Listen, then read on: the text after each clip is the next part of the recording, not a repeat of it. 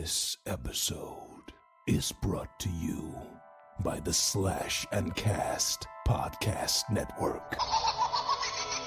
There are legends around here. Who died in my fucking King of the Zombies? Even if only in their own minds. Forgotten, but not yet dead. I want to play a game. Some have tried to stop them, but they keep coming back. Don't let the door hit you in the ass on the way out. Coming to entertain you. They are the Crystal Lake Soldiers.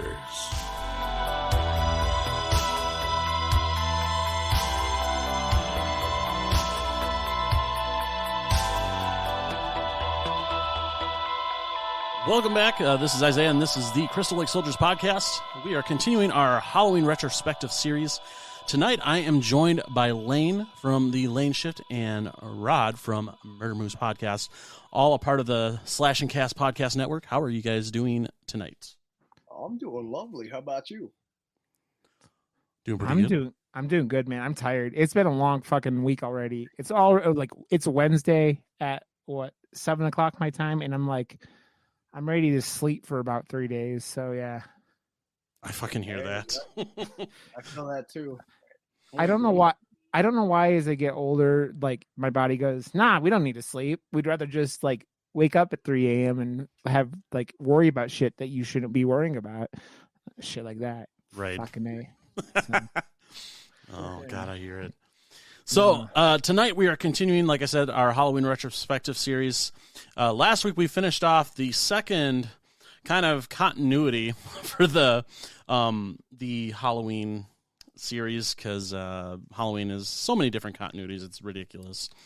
Yeah. And tonight we're starting the remake continuity for this franchise with Rob Zombie's Halloween. Before we get into all that, what have you guys been up to lately? It's been a little bit since I've talked to you guys. Go ahead, Ron. Okay, yeah. Work a lot, streaming, and just podcasting. It's been busy, man. It's just trying to stay busy so you don't lose your goddamn mind. Been going through more random weird movies as we always do in Murder Moose. Yeah. My wife and I streamed through all the we started watching the Scream television show. Okay. And the first two seasons were pretty entertaining, and then the third season just Wes Craven died during the first season, or when the first season was coming out. I think the timeline kind of compares. The second season feels like he still touched that one, but man, the third season was just not. My wife and I bailed during the first episode, which is funny because that's the one where they bring back the classic look and everything. For the killer. I really like that mask though in the first two seasons. I did too. Yeah, it's unique, and it's not it just feels more original, and that felt like its own little universe, unlike the third one. The third one just felt like a fan film kind of thing, you know what I mean? Right. So, yeah. I agree. So what about you, Lane? I mean, honestly, for the last few weeks of my life, I have been up to pretty much the normal roots, watching movies, playing video games, being at the gym a lot, and yeah, I mean, pretty much it. Reading books. I always tell people I may sound exciting on the mic, but I'm pretty much a boring guy. I got caught up on The Flash recently, which was fun. Okay. And then last week, I re-experienced a horrible movie, Cannibal Holocaust, which, damn it, I tried not to mention it here, but that's a curse to me. So sorry. Sorry, Isaiah, if this doesn't get any views. I do apologize. It's your fault, and I blame you, Lane. It's all your fault, Lane. I mean, we blame anything that goes wrong on the whole entire Slash and Cast Podcast Network. We blame Lane. We're like, damn it, Lane, this is your fault. But I wasn't even here. It doesn't matter. It's all your fault, Lane. So. Understandable. Understandable. You know, I'm like that background character, and there's like a whole catastrophe going on, and Rod just points me out. I'm sitting there with like a mouthful of like biscuits or something, just doing some weird shit, juggling. I'm like, it's that character from Waiting. It's like where he at the very end where he finally loses it, and he points at like Dane Cook or whatever, and he's like, "And you're the worst of them all." That's what I do with Lane. I'm like, everything's his fault, even though it's not. It's just us old men are just jealous of his youth, and like, and Lane looks exactly like The Rock. That's why he's a personal trainer. So if you don't know, so that's why, right, Lane? I had nothing to say about that. Yeah, I love it. Nothing like The Rock. I do appreciate the compliment. You're a personal trainer now, Lane. You have to have goals in life. You're right. You're right. I love it. Yeah. So like for me, I've been staying fucking busy because I've been working a lot lately. Yep. Between that and spending time with my girlfriend, so I'm like not even home half the time anymore. Anyways, like recently, I finally started going back to the theaters again. Went and saw the new Candyman, which I actually really liked. Yeah. I like that one a lot. I thought they did a really good job with it. Yeah, I had Brian on from Dead of Santa Carla on the podcast this week, and he went and saw it twice this weekend. I haven't gotten a chance yet, and I said I'm very spoiled because like we have an Alamo Draft House right by me, and like I love we don't deal with people's bullshit kind of thing, and the one by me hasn't opened up yet again, and I fucking hate it. I'm not going back to regular theaters where like people are like on their cell phones and like being dick bags and nothing happens to them. Yeah, I don't want to deal with that. So yeah, mine's finally opening up here on the 15th, I believe. Finally. Nice. So, 15th of September. This is going up, I think, end of September, early October. When you're listening to this, so at that point, it's already going to be open. So mine's going to be opening up the 15th of September, and I can't wait because that's where I'm going to see Halloween Kills because I fucking love Alamo Draft House for sure. It's such a good theater, man. I'm so mad because there's 3 in the Denver area and the other 2 are open. Like the one that's like 20 minutes away from me isn't open, but the one that's like a half an hour and like 40 minutes away are. And I'm like, you motherfuckers, why are you doing this to me? It's like, everything that's opened up in my area. Like I have a game store I used to go play Magic on Friday nights. Yeah. They have 2 stores. The one that's by me hasn't opened up. The one twice as far away is open now. I'm like, why is everything that's not near me like opening up? Fucking this COVID world we live in, man. I know. This fucking COVID world. Sucks. It really sucks, but yeah. Sooner or later we'll kind of go back to normal, but I hope so. I really do want to see Michael Myers as a deathmatch wrestler, as we, for some reason, have seen in the trailers. Like him hitting people or killing people with a light tube is like right up Nick Gage's alley. And it just, I'm like, Nick Gage was like consulting these people on how Michael Myers can kill people with a light tube. I'm like, man. I tell you what, that fucking Saw too in the trailer with the firefighters, that was pretty fucking brutal. Yeah, that whole thing looks brutal. I just really do hope, because Josh has complained about it on our podcast, like they better fucking turn up the kill count, because they killed more people in that movie than some of the Friday the 13th movies, like in that trailer, I should say. Like they killed so many people in that fucking trailer. Like, what the fuck are you guys doing? Yeah, well, they did say that this has the highest body count of any of the Halloween movies, so I'm hopeful that we're gonna get some double digits for the kills. You know, I'm expecting a lot of bloody kills. So it's not exactly, none of the fucking Halloween movies have that big of body counts, right? Like, so no, you gotta kind of have to go, well, I guess I actually think that Halloween 2's already, the one H2 we're gonna talk about later, is probably up there, right? Because he kills a shitload of people in that one, but there was quite a few people in that one.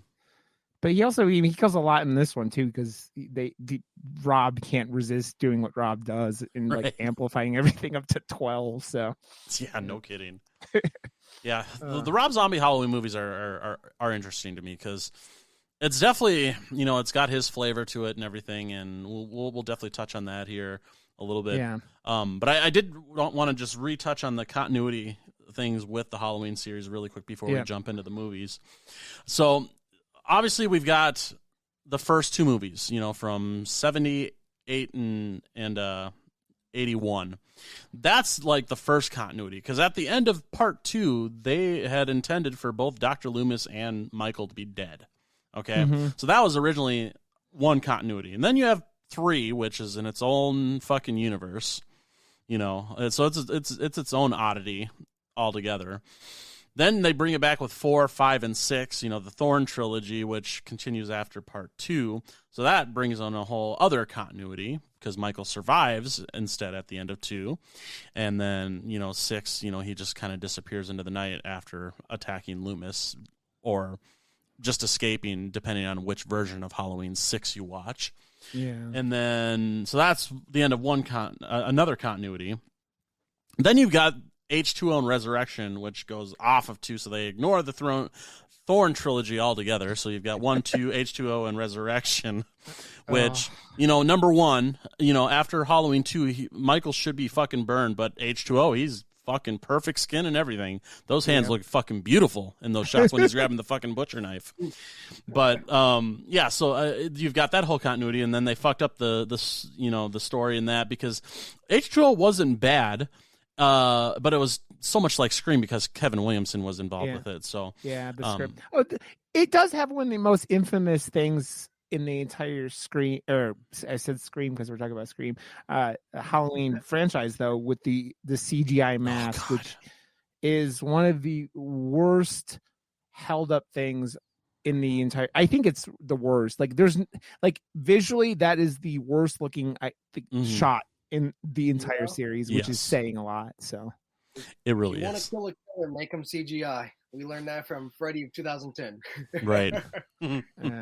So you have that third continuity end with Resurrection after, Michael's house gets burnt down and he wakes up in the morgue, So that ends that. And then you have this continuity that we're starting tonight with talking about the remake. So you have Rob Zombie's Halloween 1 and 2, which is its own little continuity in universe. And then we go back to basics with 1 Halloween 2018, and then Kills and Ends for the final, so far, continuity, that's going on. So this has got a lot of continuity shit going on, just like, the Texas Chainsaw Massacre movies. I mean, it's kind of all over the place with the different storylines going on, and it's basically choose your own adventure, as we're coming to find out as we go through these movies. So it's the thing where you go, we can't stop making these movies. They cost nothing to make and make shit tons of money. Yep. So why would we stop? Who cares about storytelling? I mean, it's funny because with how badly Halloween is held up, with in just as a franchise, it has its highs and lows, right? But it still is held up overall better than a lot of franchises, right? Right. It's still way better than the Texas movies as a whole. Yep. It's still way better than things like Leprechaun and Pinhead with the Hellraiser movie. So even with all the bad things and all the shit that's been dealt in the name of Halloween, it's still not overly terrible as a franchise. So that at least is something, right? Right. Yeah, and I mean, it's obviously stood the test of time, because, I mean, we're over 40 years later, we're still getting Halloween movies, Yeah. And people are actually excited now because of what Blumhouse and David Gordon Green and Danny McBride have done with the Halloween series to kind of resurrect it. So it feels fresh and new again, with what they're doing. So it's exciting to know that something that started 40 years ago is going strong, today as we approach the release of Halloween Kills. It is, man. That movie, that was one of those things that bummed me out real bad last year, was the Halloween being pushed, and that, because that movie was ready for last October. Yep. And it's funny, man. I still can't believe it's happening, but the theaters are still fucked up. I mean, we talked about not all the theaters being open, and then et cetera, but they're not. I mean, these movies still aren't making shit tons of money. Black Widow didn't make nearly as much money as they needed it to, and for some reason, Venom decided they're going to push Venom, Let There Be Carnage to the same day as Halloween Kills, and you're like, that seems like a bad idea because that movie needs to make like $300 million to like pull even, basically. Yeah, and you're going to do it during the Halloween season, going up against the new Halloween movie with theaters that people aren't going to see movies in. Yeah, that's yeah. Lane, I was like, you go ahead, man.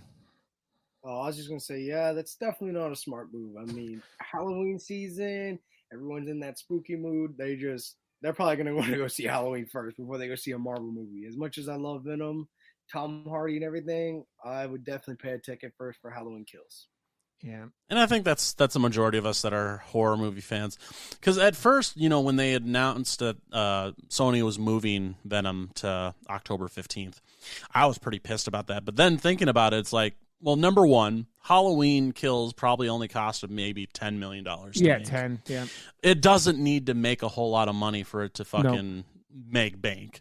I mean, we're talking $30-40 million, which, I mean, the new Candyman pulled that in one fucking weekend. Yeah.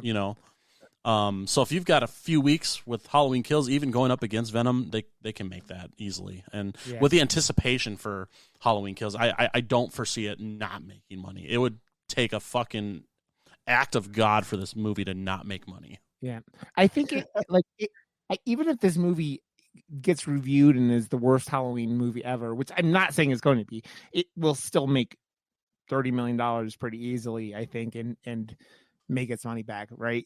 So like it's pretty much guaranteed. But yeah, it's just such a weird time for movies, man, because the horror movies that's one of those things that makes horror movies so interesting, because they don't take much money to make. No. And so you can do really cool stuff. And like, we talk about a lot of independent movies on Murder Boost, and it's like you see movies that are like $1 million, less than $1 million, and still do really cool stuff. And it's just, I think it lower budgets, always feel like push movies to be horror movies, especially, to be more inventive, and it ends up with a higher quality product a lot of the time because of it. And that is it's why these Halloween, like, I don't know if there was any CGI in Halloween the 2018 besides the fire. I hate CGI fire, by the way, but like, it makes sense because you don't want to burn things down and hurt people. But right, I mean, we know what happened to Kane Hodder after being set on fire for 45 seconds. Right. Number 7 of Friday the 13th. So yeah. Yeah, it's amazing what you can do with a smaller budget, like you were saying. Because even think of like a movie like Terrifier, that only cost like $800,000 to make. Yeah, and it spawned this whole new fucking franchise, And they did a lot with that $800,000. I mean, the work that they did with fucking makeup in that movie was fucking great. And that movie still has one of the most like what the fuck ever things of the Saw scene. I don't want to go into it after, like that, because I still feel like Terrifier is one of those movies is criminally underseen, and for a couple of reasons. One, people hate clowns. But two, that movie is like, I mean, so you probably don't like art very much, Lane. But two, man, he's cool. I'm just afraid of him. Dude, he's terrifying. I mean, Terrifier is a fucking perfect name for that movie. But yeah, it's. I mean, you talk about that. You talk about the Hatchet movies that had like really small budgets, right? You could do a lot with horror slashers. Yeah. Agreed. Yeah, no, I mean, and the one thing and here's the thing, as I always like to say, I even talked about it on my show a few times, is the one thing I'm really hoping out of, especially Halloween Kills, is we go back to more special effects and not so much CGI. I'm not a very big CGI fan, and the reason why is because I feel like it's very overused. Like Star Wars, like there are some times where I've like went back and watched a Star Wars movie, like Episode 1, for example. I'm like, damn, there's so much CGI. I'm like, this is like a little hard to watch, and like especially like Nightmare on Elm Street, 2010 edition, the remake. Ugh. CGI. What are we talking about? Because I don't believe there was a Nightmare on Elm Street from 2010. Yeah, I think you're imagining things, Lane. The same, like, I'm glad that they never made a sequel to The Thing, because if they would have done that with CGI, I might have cried a lot. Lot. 2012. Oh, that would have been Lane, stop making things up, Lane. None of these things you're talking about exist. There was no 2010 Nightmare. There was no thing in 2012, whatever it was. No, never happened. CGI Freddy is real. Tell your therapist. No. Yes. Not my Freddy. Yes. Yeah. Man, poor Jackie. Jackie, I feel he was a great fucked. He was a great choice for Freddy. It's just everything with the movie just was fucked him over basically with him being able to play a character. You know, and I think the directing points were on par. I really love some of the lighting, the shadowing, and all that. I think it was phenomenal. I really do. But part of it is the problem was, again, just a CGI killer. You know, unless it's a real deal creature, I can understand, like Alien. But I mean, like even Predator, though, was not CGI. He was a phenomenal stuntman who, just like Kane, he wore his suit, he ran through the jungle and everything on strings and everything. I mean, he was phenomenal. Yeah. So, I mean, why make Freddy, who's not having to climb and jump and spruce around, why CGI him? You know, like, that's like making a CGI Michael Myers. That's like, and I mean, they did his mask, but they didn't completely do him yet. Yeah, they never had to CGI Robert, you know, to get his fucking makeup to look good. Yeah, you know? I just I hate the amount of stupid shit they've done with CGI in movies. Did you ever know that they paid $5,000? This is one of those internet things to have the opening scene of John Wick where his little puppy's going out the yard to shit. They literally CGI'd in dog shit, and I'm like, are you guys like? This is why Hollywood is what it is, because you're fucking morons with money. Why? $5,000 CGI dog turd. Ugh. It's so fucking stupid. And I will say that this I don't think there's any CG in either one of these zombie movies, like his Halloween movies. I don't think there's any. Which no, I don't know if I've ever seen zombie use any CG. Like there was some in 3 from Hell, but I mean that's because the budget was so low, you know, because there is some noticeable CGI in that movie for sure. I haven't. That movie just didn't stick in my head all that much. I'm not saying it was bad. It just didn't like. I bet there was probably a little CG in Lords of Salem too. But yeah.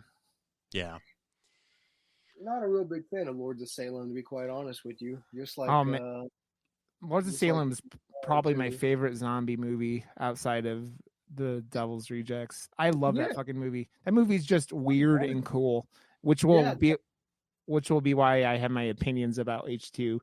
And I think it has something to do with loving Lords of Salem. So, okay. All right. Yeah, no, I mean, Lords of Salem's not bad.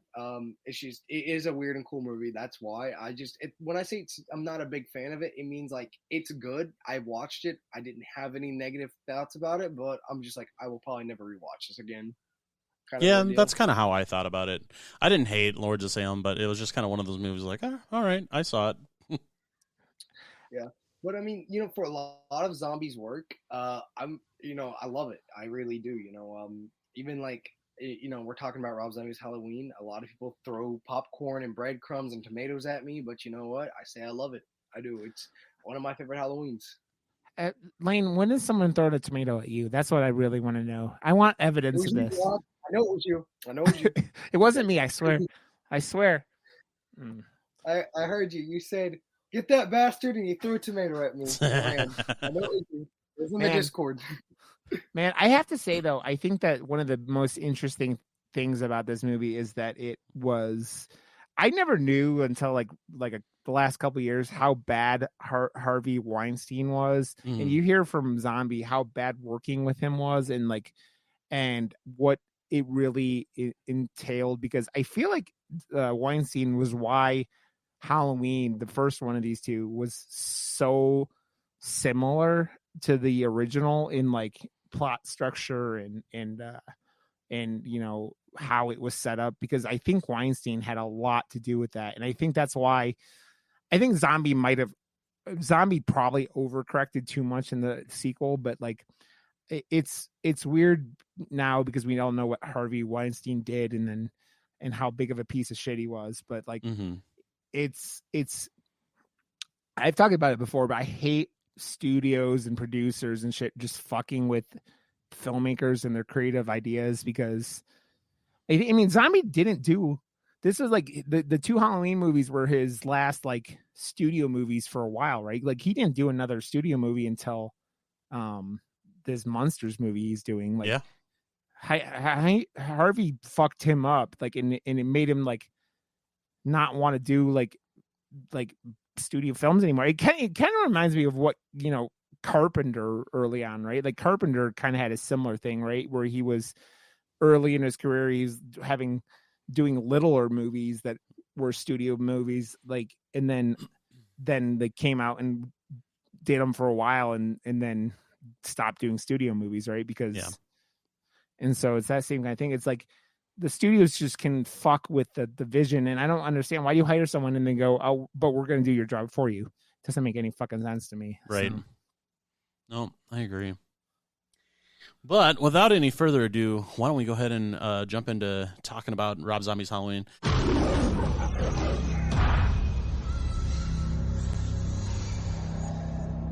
Inside every one of us, there exists a dark side. Most people rise above it, but some are consumed by it.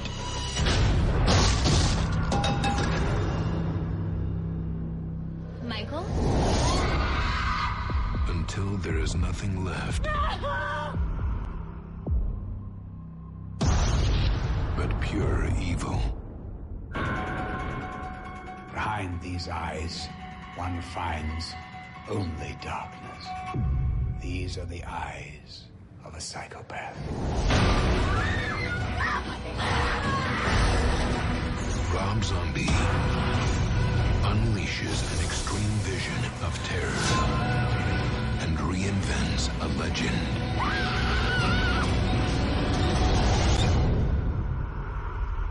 Halloween. All right, so Rob Zombie's Halloween was released on August 31st, 2007, obviously directed by Rob Zombie. Now, the cast, they had actually quite a good cast. They had quite a few people in this movie because obviously you had Sherry Moon in here, his wife, because she's in every movie of his, as Michael's mother. You had Malcolm McDowell as Dr. Loomis, which I don't think there could have been a better person to play Dr. Loomis, honestly.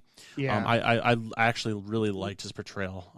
Not as good as Donald Pleasance, but, you know, for having to pick somebody to be Loomis, I don't think they did a bad job with picking him for it. You had Tyler Mane as Michael Myers in this, the adult version of Michael Myers, because he's fucking tall as shit and made it look more menacing, you know, with him in you know, taking over the coveralls and the mask. You had Scout Taylor Compton as Laurie Strode, Danielle Harris as Annie, and then obviously you had Brad Dourif as Sheriff Brackett, which I fucking love him as Sheriff Brackett in both these movies. Yeah, he's one of the highlights of both these movies. Mm-hmm. And you even have like Bill Moseley is like one of the paramedics. Like at the end of the movie, right? Is where I believe so. Oh, is it a second one where Zach? Okay, yeah, he's Zach Z-Man Garrett in this one. I don't know which one that is, but he's a paramedic in 2 then, right? No, he was supposed to be in 2, but there was issues and he walked on because he was supposed to play what's his face, the bouncer from the Rabbit and Red. The strip club, yeah. But there was issues with that, and so he walked on the role, and they had to get somebody else to play that. So we'll talk about it with that too when we talk about 2. But the shooting of 2 was supposed to be one was a bad experience, right, for all these guys, and then 2 was supposed to be way fucking worse, which fucking it makes it even like more make sense why that movie is the way it is. But yeah, the cast is fucking fantastic. I think that my biggest problem with I have 2 really big problems with this movie, and this is kind of why I've diverged in my opinion on both these movies a little bit. But Zombies embracing of real terrible characters, just it makes the opening third, especially of this movie, hard to like really get into because I agree. They take that really tight opener from the original and they make it 20 minutes long or whatever it was. And they age Michael up. I mean, Michael went from being 6 in the original in the opener to being 10, which also I feel like it fucks with the legend of what like the zombie went with like stereotypical psychopath like as a kid, right? Like he kills cats and he does this and that, and like it just I think it fucks with I think a 6-year-old stabbing 2 people out of nowhere and not like having all these signs is way fucking more scary than what they set up as, you know, in this movie. And that's my biggest gripe with this is that fact, because it kind of takes that whole kind of blankness about Michael Myers where you don't really have a character there. He's kind of like the embodiment of just evil. Yeah. And it just kind of takes the mystique out of the whole thing with how Rob did it with this. Because, I mean, granted, it's probably more grounded in reality in that aspect with him being more of a psychopath and being kind of pushed to that point. But then also you add in, because Rob Zombie has to have that whole white trash thing going on. Yeah. And that really kind of kills it for me too. Yeah. And that's why, because like I've seen fan edits of this where they kind of cut out the majority of that beginning part, and it makes it just so much better. Yeah. Well, and that's my thing. Like you take that beginning of that movie, and the psychiatric hospital stuff with him as a kid is just even worse. Like the only thing that I kind of like is the mask making, like in that outlet of like.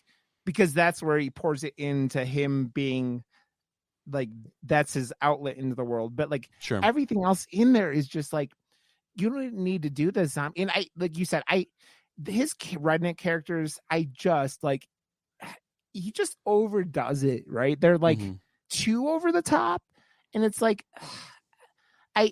one or two fine, but man, you kind of just make it like his stepdad is one of the worst characters in the world. His or whatever that guy is, his mom's like sucks, but she's not as bad as the rest of them. His sister sucks. Like the fucking kids that are fucking with him, like everyone sucks in the beginning of this movie, and you're just like, you wonder why this kid snapped, and it's like, but you don't.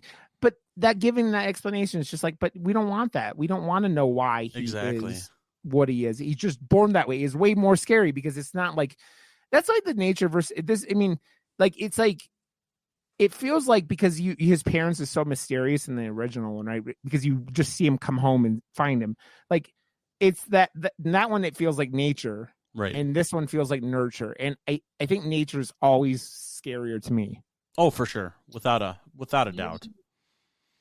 And, you know, I agree because, and here's what I'm going to say. I agree, then I also am going to go with a disagree at the same time. And the reason why, and I'll tell you, so I do agree. I believe that every slasher needs a supernaturalness to them, you know, like, I mean, look at Jason. How was he some regular boy, and then all of a sudden he's a corpse walking out from the ground under and killing campers again? I mean, Freddy, he's a supernatural sleep demon that slashes through his victims, you know, and all that. And then, of course, Michael, he's the embodiment of evil. But I do like Rob Zombie's take in a way on this, just a little bit. The reason being is I like how Rob Zombie can show you like a psychological way into the mind of a slasher, or just a regular slasher who becomes a brute. And the reason, you know, you see Michael, he just gets bullied. His stepdad's shitty as fuck. We all know, we fucking hate him. His sister's mean to him.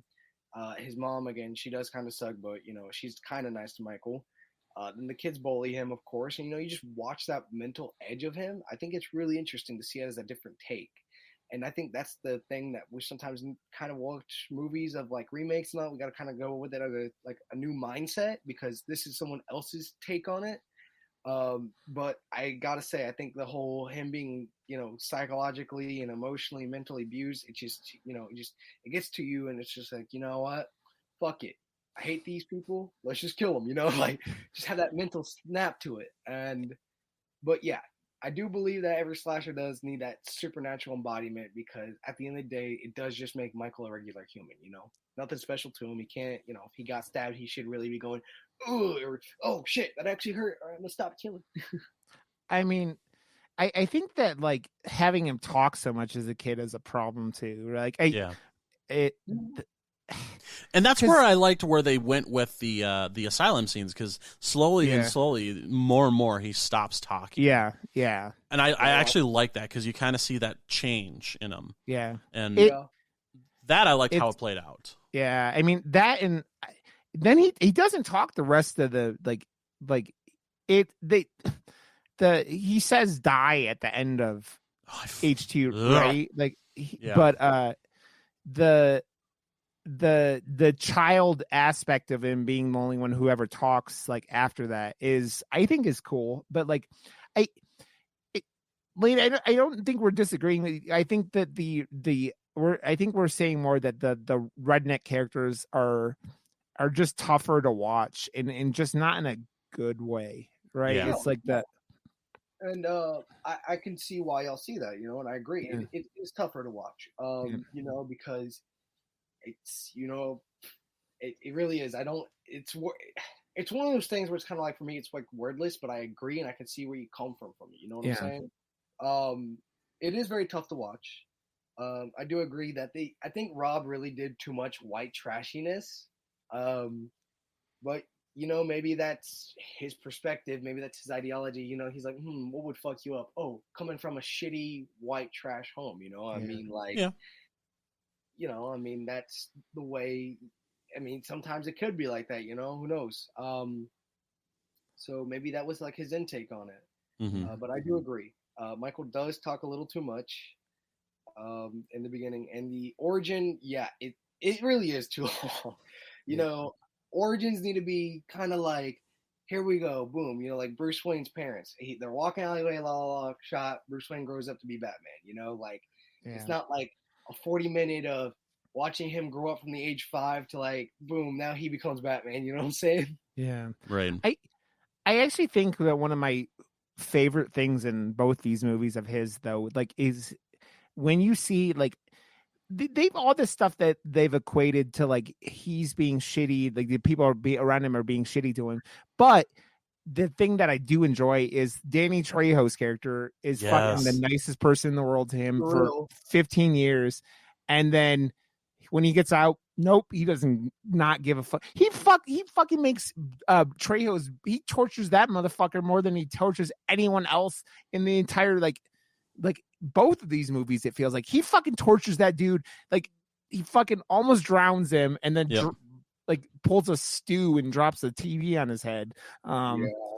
He fucks with him good, and that's where you go, oh, this motherfucker doesn't have, like, there's no soul or conscience in there at all, which is, I think, one of the highlights of the early part of this movie. Like, it's very it does a good, that's one of the better, like, oh, this guy there's no hope for him, because I mean, it if you've never seen these movies, like, you've seen him kill enough motherfuckers at this point. Even in this one, he's killed, like, you don't even know how many people he killed in the hospital, right? Like, you see him have killed like 3 or 4 people at least.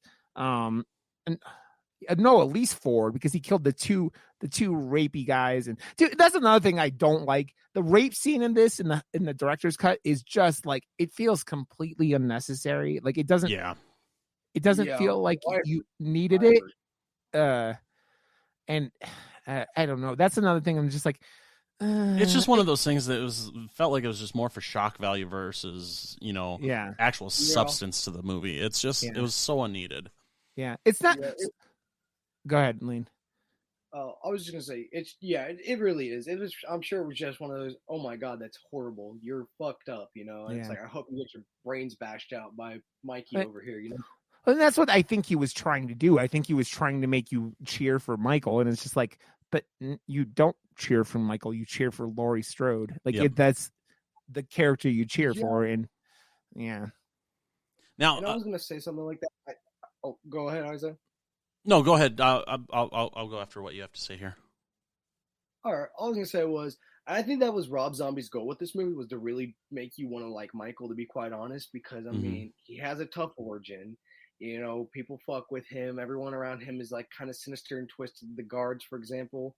So, I really believe that he just wants you to like root for Michael in this. He wants Michael to look like the kind of weirdly like the anti-hero of this film. And that was kind of weird.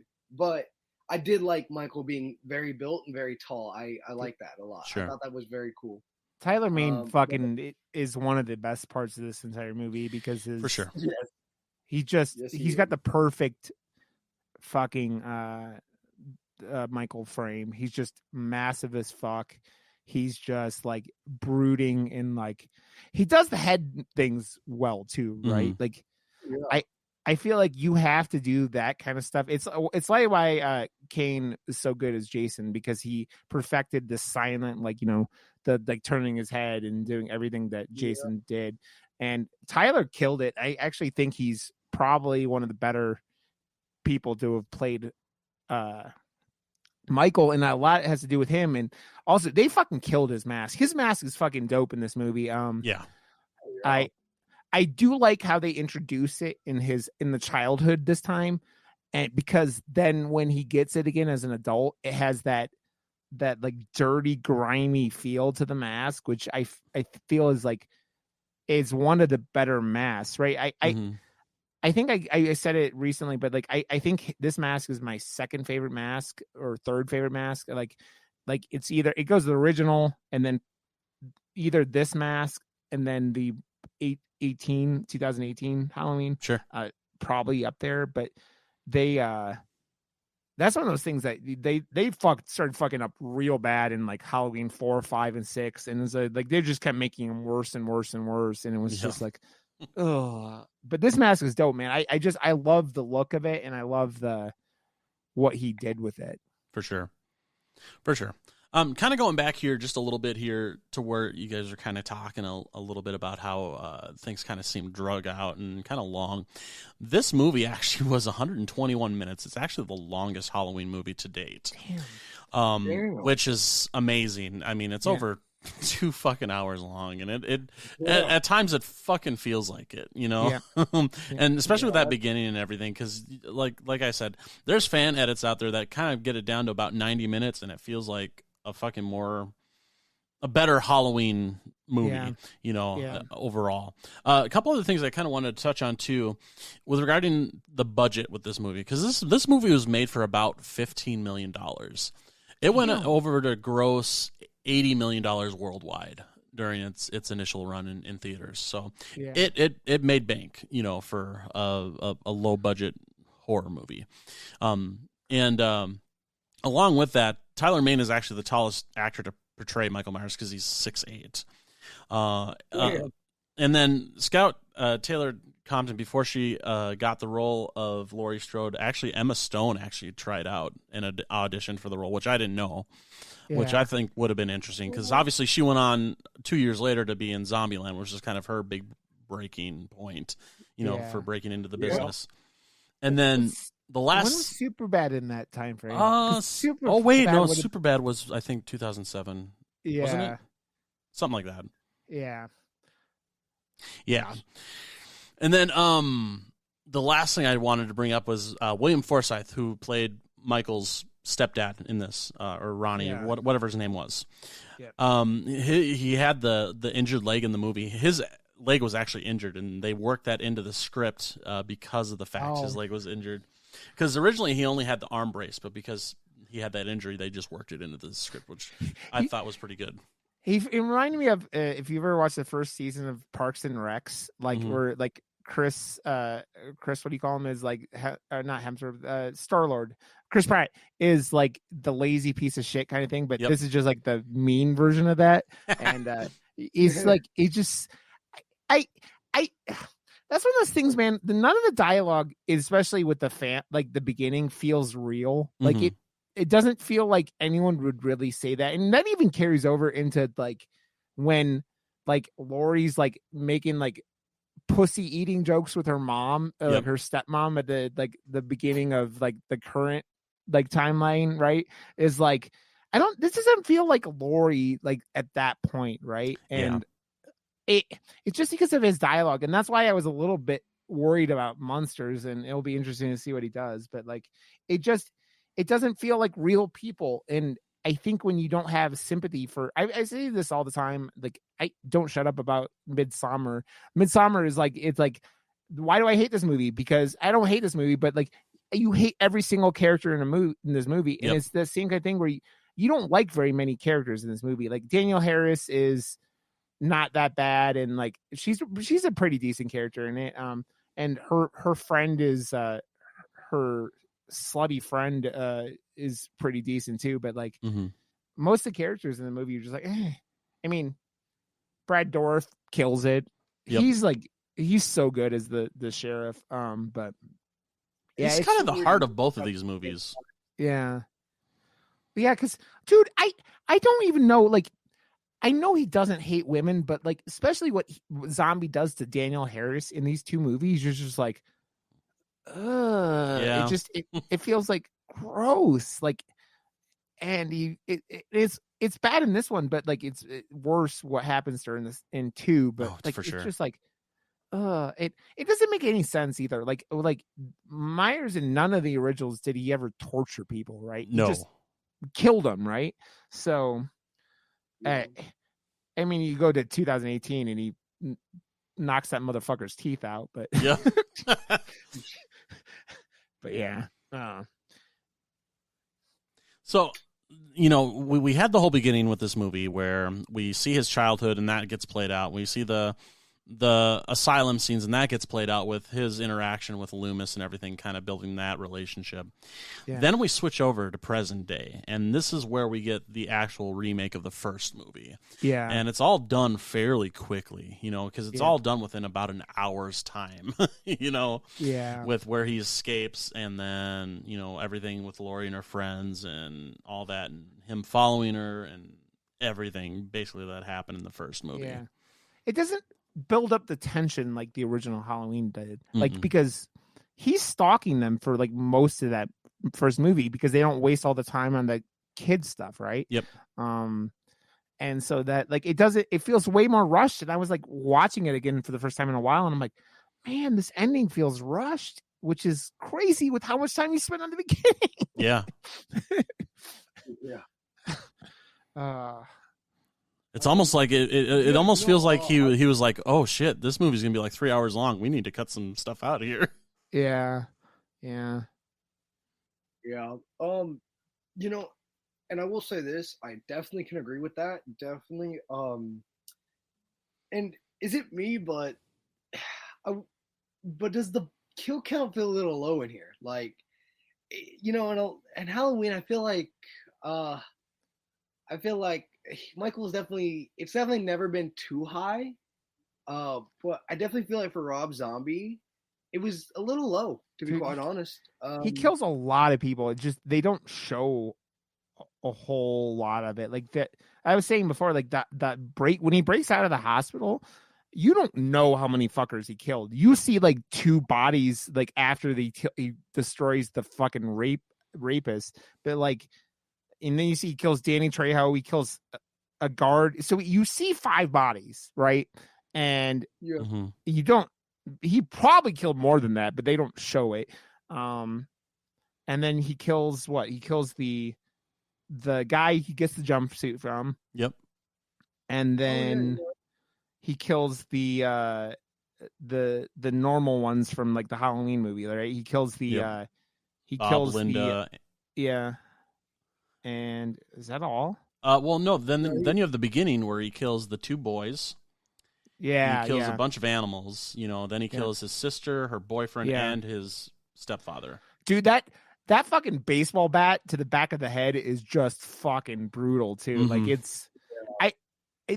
that's the thing that is, if you're just going into a movie for pure brutal violence, these movies nailed that. Like they're like over the throat cut at the beginning on his stepfather is fucked up. Just the way that he stares at him too afterwards. Yeah, and it's so much more fucked up because of the duct tape with him locking him down and doing it, and it makes sense but like in the original, he only killed his sister, right? He killed his sister, and that was all. So like you're taking 3 times as many. He only killed like 4 or 5 people in the original Halloween. So he like basically breaks the body count before he's like even in his full Halloween costume in this one. So Okay, you're right. If we include that, yeah, it's definitely a high body count. I was incorrect. I'll take the L on that one. Yeah, I mean, none of the you were right though. Like, he doesn't kill a whole lot of people in any of the original Halloween movies. Like, you look at like, does he kill the most people in 5? I don't know. When he turns into Jason Voorhees and is like using a sickle and shit like that, but like he never. Where he brought back the witches. Number 5. No, that's 6, isn't it? I don't know. I never saw 6. The Druids is in 6. Yeah. Okay. Because that's the end of the Thorn trilogy. Yeah. I mean, he should never have survived after 4, if we're being honest, right? Because he got shot 1,000 times at the end of 4, right? So yeah. Well, as I quote Dr. Loomis, I shot him 6 times, but there's no heart. Yeah, it's funny because like when Loomis goes and buys the gun in this one, like I love how the guy is trying to sell him like, oh yeah, I would like to know what Loomis told this guy he was going after, because he buys the 357 Magnum and you're like, damn, that and fucking Lori, how many times does she miss Michael in this movie? I mean, a lot. Yeah, it's just like she missed him like 4 times. I mean, if we're being like real here about that, I mean, to be quite honest, if I was in the same situation, fuck, man, I'd be shooting the roof, I'd be shooting the ceiling, I'd shoot my leg twice. I would. How do you miss Tyler Mane? How do you miss him? He's like 9 feet tall and like 3 feet, like 6 feet wide. The motherfucker is huge. Like, yeah. I get that's why I'd get too nervous and just end up shooting myself in the foot by an accident. Like, fuck, I'm supposed to shoot him, not me. Yeah, that's how I would be. You know, the thing is, like the other thing that I find kind of goofy, I do like Sid Haig's like brief appearance in this movie. Yes. But like he quotes like Michael, like that gravestone weighed 2,000 pounds, and then they show it and it's just a cross later on, and they like Rob changed it up from being that normal, like, you know, normal shaped tombstone into the cross, and you're like, yep. One, how did his like stripper mom afford that? And 2, it's like, how did that little fucker get a hold of the nudie ad with his mom in it? That's the next question. Right. The little shit. He said he got it from his old man, right? Or no. His old man got a lap dance from his mom, is what he says. So yeah, no, he was talking about his mom like blowing his dad or something like that, or his brother or something like that, right? Yeah. Something. Yeah. I did. Sid Haig's like little scene in this movie is pretty good. It's just Sid Haig being eccentric Sid Haig, right? Mm-hmm. So that was entertaining. He was the graveyard guy who took Loomis to the gravestone. Holy shit, you're right. It was a blink and you'll miss it kind of appearance. Yeah, he's just such a unique looking motherfucker, right? Like he like has that weird look that's why he was so good as Captain Spaulding, because he just has such a unique, cool look to him, right? Yep. So yeah, rest in peace to the master of clowns. That guy died right after 3 from Hell came out, right? Or they were like on the red carpet, and then a couple days later he died or something, or he didn't show up at the premiere and then died or something like that. It was crazy. Yeah, it was right around the time of the release. It was kind of bad timing. Yeah. Man, I have to say, how old was Danielle Harris when this movie came out? Because she looks like a teenager, but she was born in holy fuck. She was in her like 30s. 30. She was like 30 because it came out in 2007, right? Yeah. Yeah, so she was like 30. She looks good, man. Like, it's funny how like often these actors don't look like they're high schoolers. She still looked like she could have been a high schooler, right? That's what I was laughing about the Scream TV show. I kept making jokes when I was watching it with my wife. I was like, "Yeah, they're up for their Social Security next week because all the characters look about 30 on that show, like the high school characters, right?" So, yeah. Love it. So, do you think that I feel like the stalking of Michael kind of got really toned down because of the rushing aspect of this, right? Yeah. And I think that's one of the biggest problems I have with it. I feel like you focused all your energy on the wrong parts of Michael Myers, and it's kind of why, like, watching both these movies again, there's a lot of things in the second movie I liked because he went away from his mistakes in this one, and you could say he made bigger mistakes, but I just don't think you got that ability to be that character that you're just.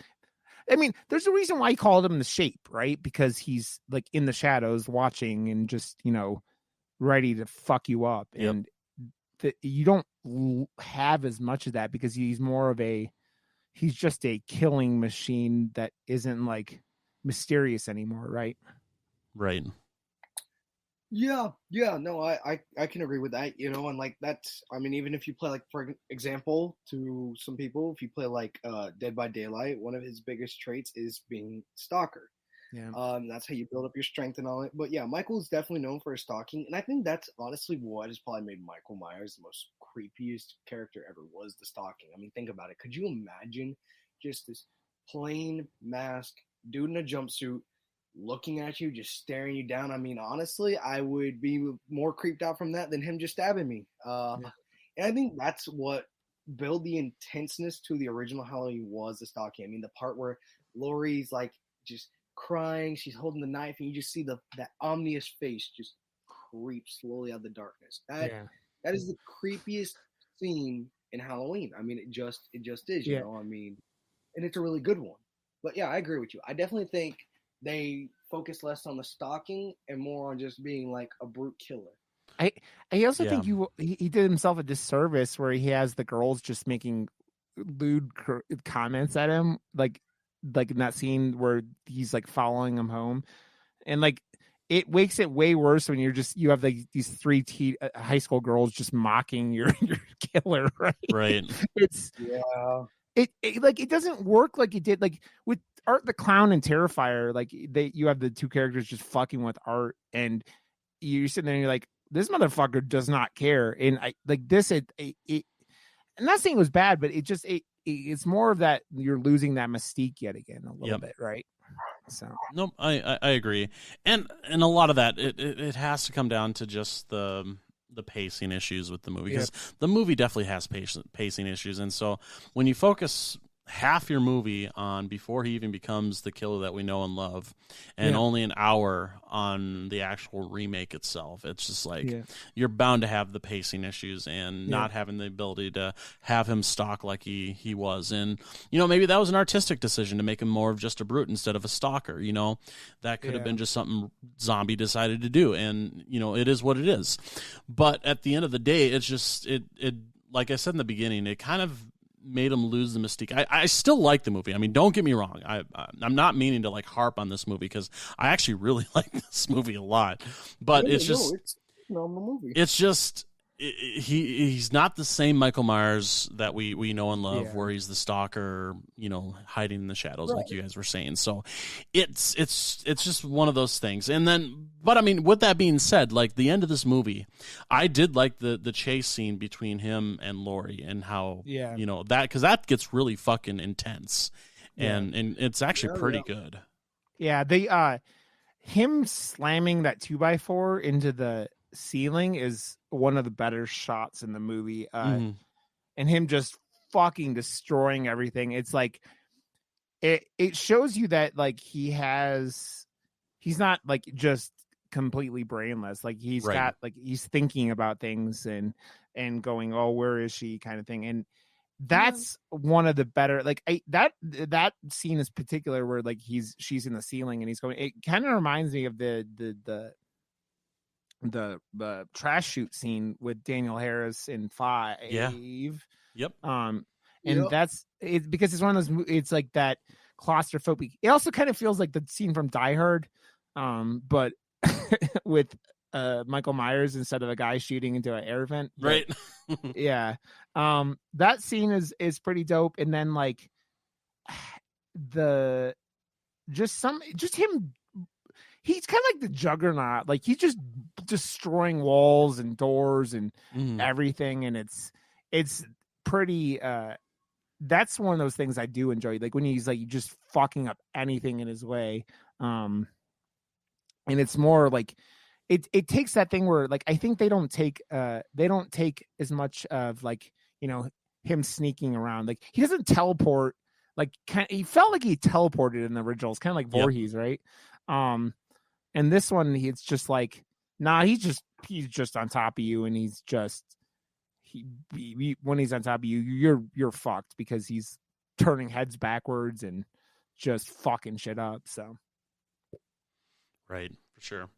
Yeah, no, and I definitely think that's what I think that's, you know, I'm going to go back to what I said earlier. When you watch Rob Zombie's Halloween, if you've never seen it, you have to go into it with a different mind. If you've seen the original Halloweens and all that, you have to go into like a new mind. Like you've never seen this Halloween before and all that. I think that's what will make it a really good experience for you. Because again, Michael he's more brawny, so he's more brutish. He doesn't stalk very much. He also, like, as you stated earlier, he really does think about it. You know, he's not just like, you know, like from the original Halloween, instead of just burn right through the closet, you know, he's like, all right, I got to think about this.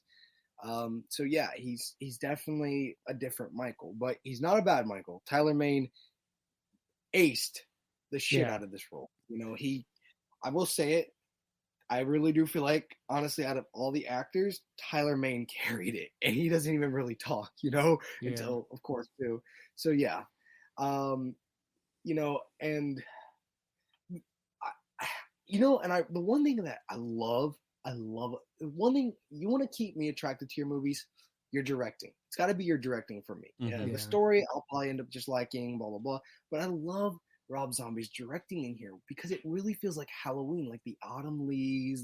I could smell the autumn in this movie. I know that sounds weird, but I can. And it's just, it really makes you feel like it's actually October. And I'm like, and it's like, oh, I love it. You know, it's just, it's phenomenal, you know? Yeah, the guy knows how to shoot visuals. Like that's why, like he has that when he started shooting his own music videos, like back in the White Zombie days, like so a long time ago. He you can tell he's got an eye for doing cool, unique shots, and it is like I still look at like there are a lot of cool shots in this movie. I think that the shots in 2 are superior in a lot of ways because he breaks so far away from the formula of the original Halloween, and he even gets to make it like that opening shot is scene of H2 with the hospital is so well shot. Yep. But like this whole movie is just like so well shot, and it's just like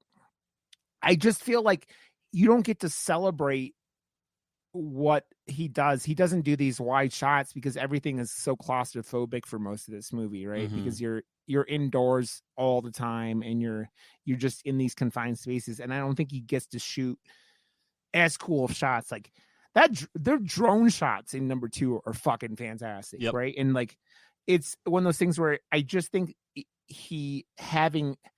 that him trying to remake Halloween and not it's weird. He wasn't zombie enough and also was too zombie at the same time. You know what I mean? Right. It's not like a simple like, oh, he just made it, because the beginning is so overly zombie and then like the rest of it is so like not as much zombie. And it's weird. So it's like it's a weird like combination of things of what happened and why that movie it is. And right. It's interesting. Like again, I really would have liked to see what he would have come up with the original, and I bet you a lot of the stuff with like being that shot for shot was from Weinstein. I think I've heard interviews that it was like Weinstein was very adamant that like no, it's got to be like exactly like Halloween. I think that caused a lot of the, you know, we were talking about like he was doing a zombie movie and then he was like had to do a remake of Halloween at the same time, you know, and that. Fuck, stay out of the director's movie. That's all I say. Right. Stay out of the director's movie. Let them make their fucking vision. If you hired them, let them do their fucking job. Exactly. For sure. Yeah, I can agree with that.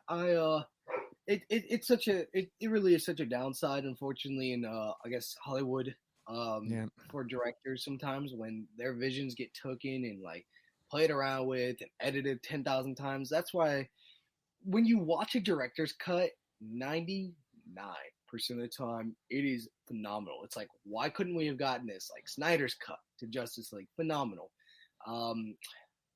What else am I trying to think of? The Batman versus Superman director's cut, phenomenal. Like, it's just when you get to see what they had in mind and what they wanted, it normally works out really well. So I agree with you on that. Please, by all means, let the directors have their vision and just let them keep it, because I mean that's why they make movies. It's their idea. It's what they want. Yeah. I think you compare this movie to like every one of his other movies too. Like it's the least weird. Like you compare it to like even like 31, which has like the friggin' midget Hitler running around killing people. Like shit like that is just out there and bonkers. And it's like he doesn't have as much of that. Like he has that redneck element, and I think when you're doing his style, the closer to being grounded you are, like his love of like hillbilly characters is a detriment, not a it's not a good thing. Like I think that's one of the reasons why the House of a Thousand Corpses works so well, because you have those normal teenager characters to like balance out the crazy redneckery, right? Yep. Ooh, yeah.